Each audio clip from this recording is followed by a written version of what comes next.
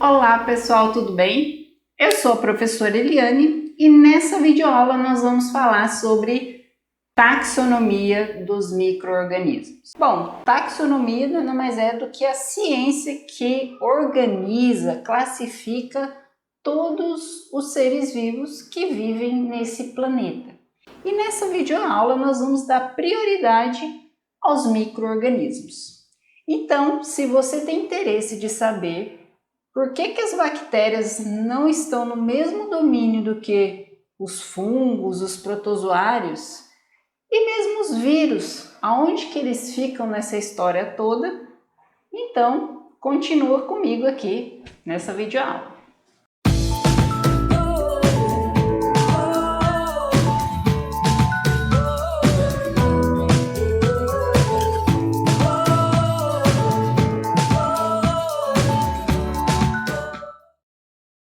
Bom, então como eu falei, a taxonomia nada mais é do que a ciência da classificação dos seres vivos. Essa palavra ela vem do grego, significa arranjo ordenado e tem como objetivos classificar os organismos vivos em táxons, que quer dizer categoria. Como nós estamos voltando a nossa aula para microbiologia, uma das funções da taxonomia é estabelecer as relações entre um grupo e outro de micro-organismos e também demonstrar essas suas diferenças. Outro objetivo, função importante da taxonomia está relacionado com a nomenclatura, a identificação de espécies, que é padronizada. Isso permite que um cientista, quando estudando uma espécie aqui no Brasil, essa espécie seja comparada com a mesma espécie que é estudada em outro local da Europa.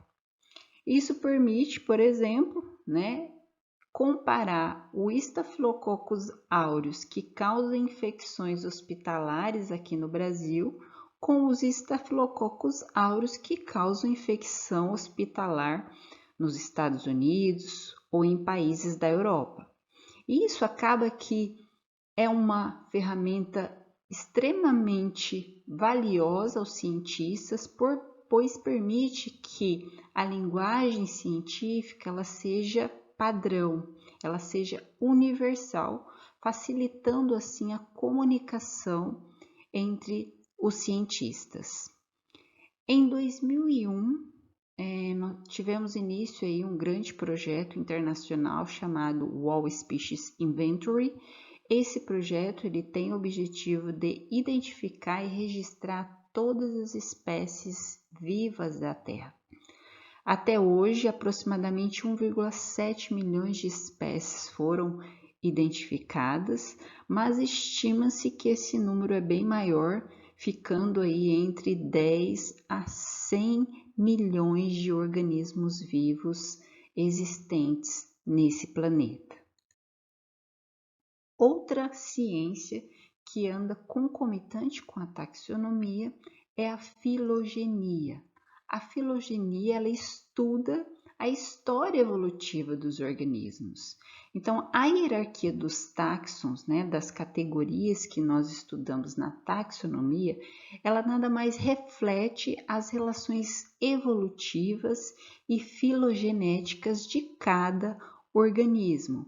Vocês podem observar nessa imagem, aqui uma imagem de uma árvore filogenética, ou também chamada de dendrograma, em que nós temos aí cinco espécies, representadas aí pelas letras A, B, C, D e E, e essas espécies, que são atuais, pode ser de qualquer organismo vivo, elas nada mais são do que uma evolução de um ancestral comum, que surgiu algum tempo atrás. Então, esse ancestral, mudou aí suas características e foi se diferenciando em espécies diferentes. Quando a gente fala em micro-organismos, o estudo filogenético ele é baseado na semelhança do genoma. né? Então, estuda-se o genoma dos micro-organismos e agrupam esses micro-organismos em categorias. Por quê?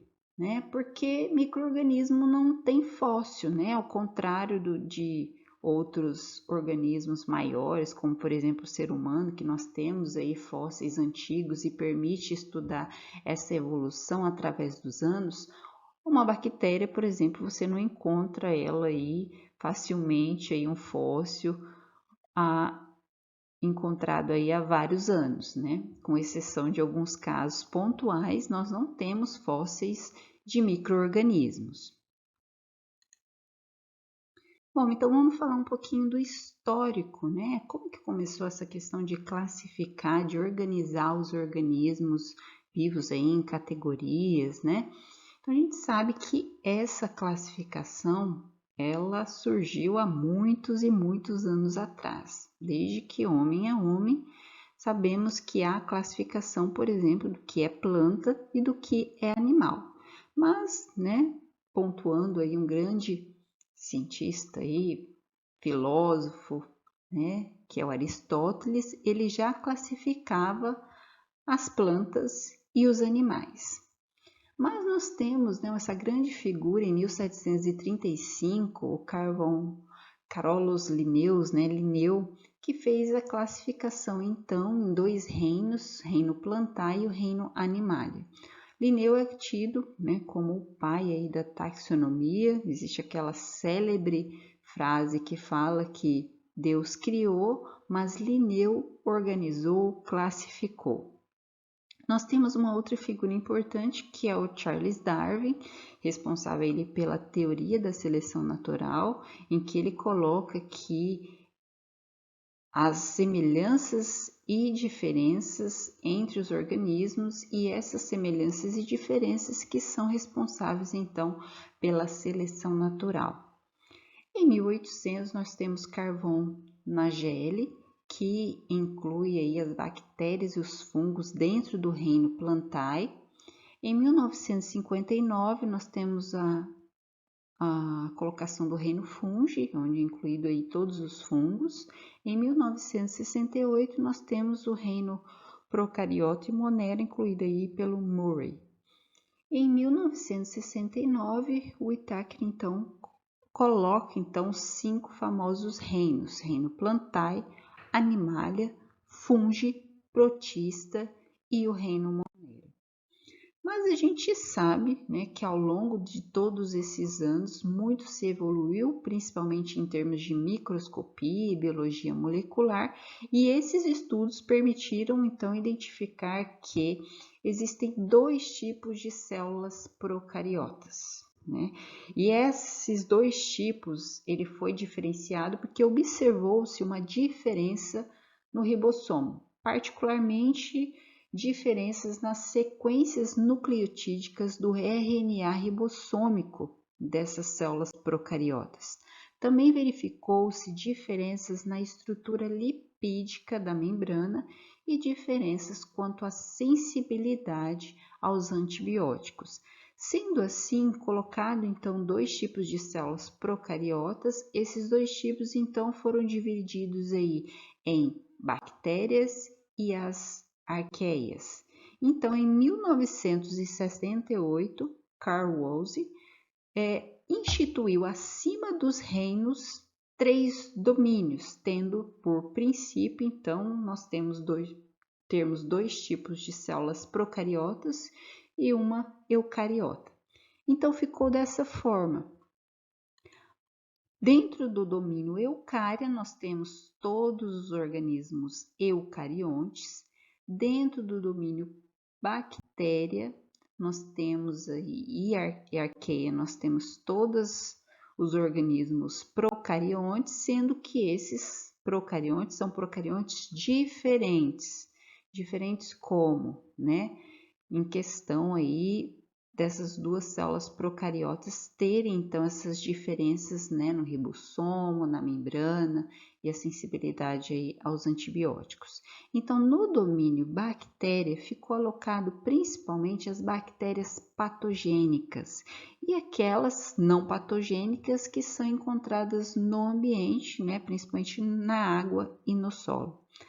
Já no domínio arqueia, nós temos as bactérias que não possuem peptídeo glicano na parede celular e principalmente aqui as bactérias que gostam de ambientes bem extremos, aquelas bactérias, né, metanogênicas que adoram aí, fazem uso aí do ciclo do metano, halófilas que amam sal, e as hipertermófilas, que são aquelas bactérias que vivem em temperaturas aí bem altas, né, em ambientes vulcânicos e também temperaturas bem baixas.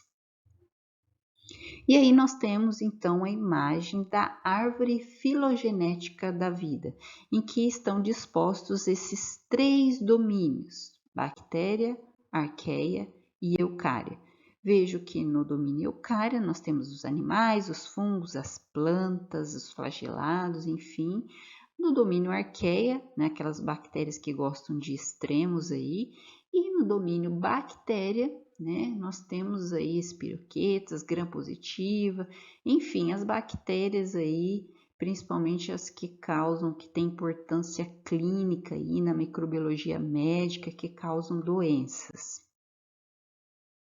E para complementar isso, né, nós sabemos que todos esses domínios, eles surgiram, né, todos esses organismos, eles surgiram de uma célula, né?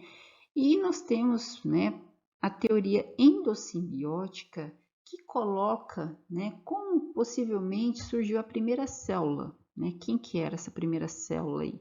Então, nessa teoria, que é uma junção aí do modelo autogênico com o modelo endossimbiótico, ele coloca que uma célula, um ancestral procarionte, deu origem a uma célula eucariótica. Então, da seguinte forma, uma célula procariótica, que é aquela que não tem núcleo, né, não tem envoltório nuclear, não tem organelas, a membrana plasmática dessa célula procariótica, ela invaginou e criou, então, o invólucro nuclear e, né, estruturas organelas como retículo endoplasmático, né?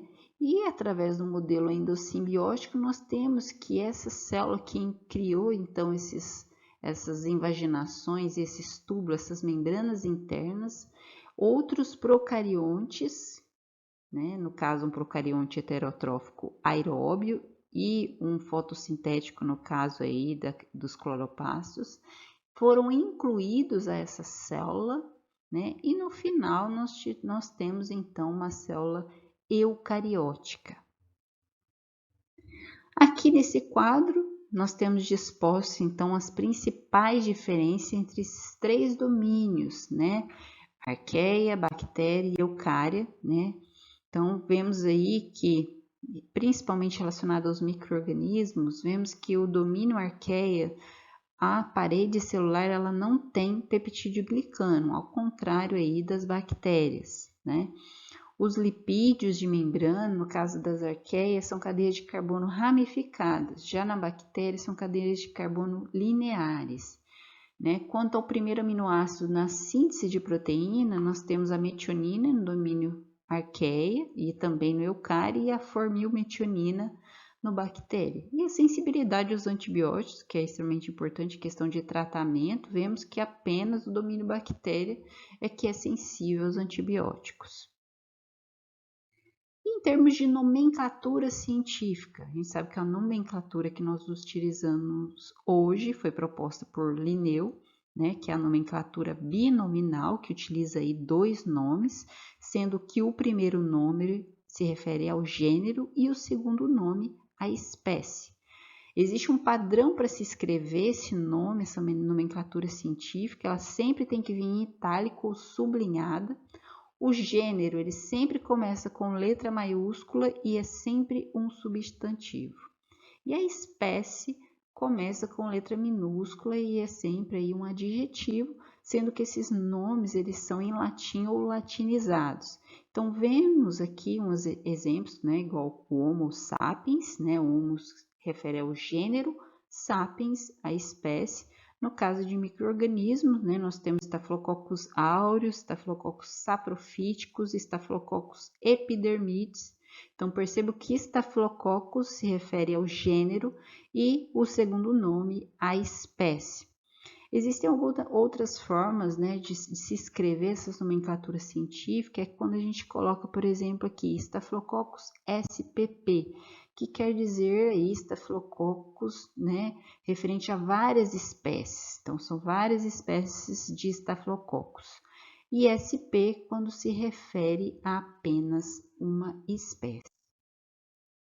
Aqui temos a hierarquia taxonômica com alguns exemplos aí do Homo sapiens e do Staphylococcus aureus, em que nós temos, né, no topo os 3 domínios que eu falei para vocês. Aqui nós temos eucário, bactéria, ainda tem uma arqueia, reinos, filos, classe, ordem, família, gênero, espécie. Então essa hierarquia ela vem se afunilando. Quanto maior aqui, mais alto a classificação, a hierarquia, maior o número de organismos, e quando essa hierarquia ela vai descendo até a espécie, nós temos, né, um organismo apenas. A classificação, né, quando a gente fala em procariotos, né, a classificação de procariotos, ela é feita através desse manual, que é o Berg's Manual, que é revisto aí periodicamente, né? Então, uma espécie procariótica, ela é definida de maneira diferente de espécies eucarióticas.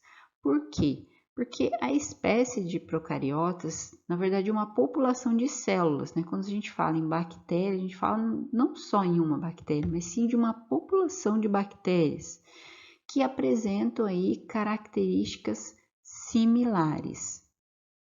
Então, aqui eu vou dispor nas próximas imagens, né, um panorama geral de filos e gêneros dos principais bactérias aí, principais fungos, enfim, voltado então para a microbiologia, né, os micro-organismos. Então, começamos falando do domínio bactéria. E aqui eu dou destaque, né, como nas nossas videoaulas, para as bactérias patogênicas, ou seja, aquelas bactérias que causam doenças que têm importância clínica. E quando a gente fala em bactéria que tem importância clínica, a gente fala das bactérias gram-negativas e gram-positivas.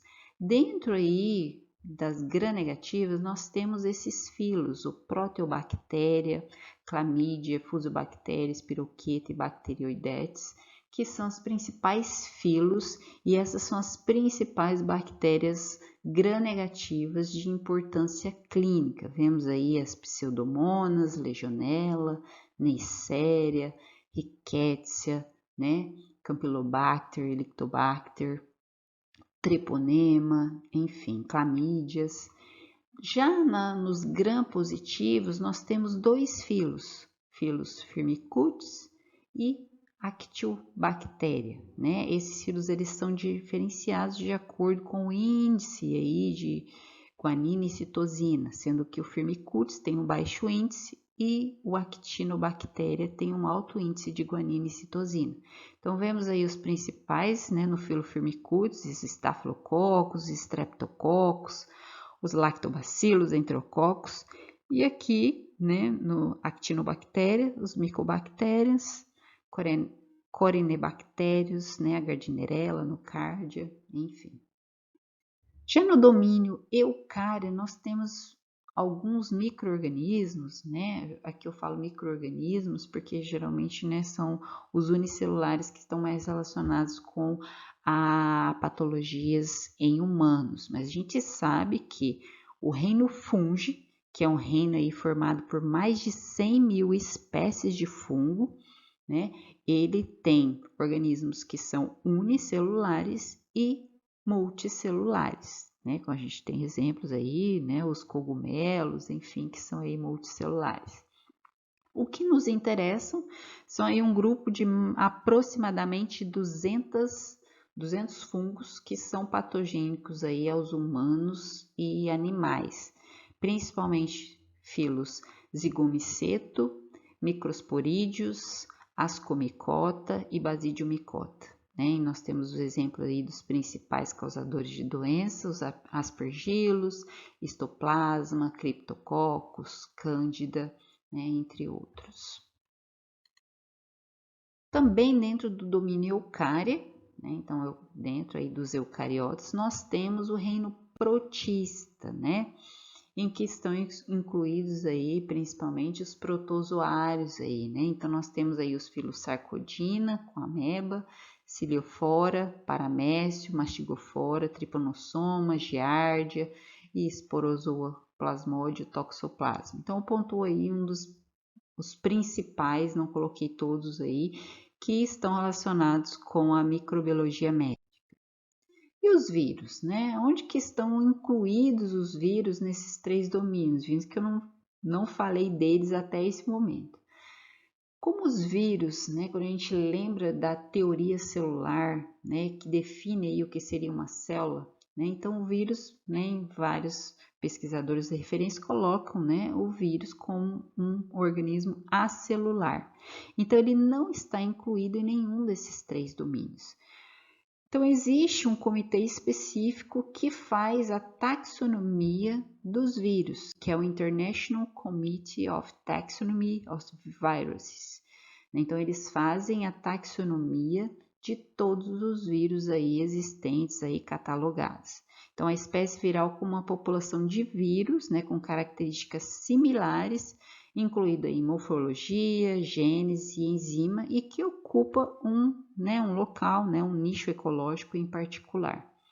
A gente sabe que existem várias hipóteses aí de como surgiram os vírus, E aqui eu pontuei algumas, Uma das principais, que é fitas de ácidos nucleicos de replicação independente, como os plasmídeos, que vieram aí a dar origem aos vírus, células degenerativas que ao longo de muitas gerações, perderam gradualmente a capacidade de sobreviver de forma independente, e passaram então a sobreviver associada a outra célula, que faz com a característica, principal dos vírus, que é de ser intracelular obrigatório, e a coevolução aí com células hospedeiras. Bom, gente, espero que vocês tenham gostado da aula de taxonomia dos micro-organismos. Aproveito para convidar vocês a se inscreverem no canal, curtirem essa videoaula, deixem seus comentários, suas dúvidas aqui e até mais!